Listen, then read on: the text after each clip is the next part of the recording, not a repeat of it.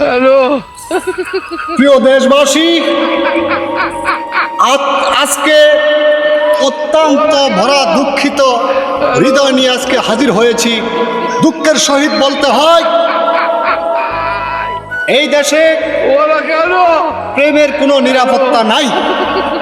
কারণ প্রেম করতে গেলে যেখানে সেখানে বাধার সম্মুখীন হয় প্রেমিক প্রেমিকা, কেন? এবং কি বিশেষ করে বৃদ্ধ লোকের জন্য কোনো নিরাপত্তা নাই। তারা যেখানে সেখানে বর্তমানে কট খায়।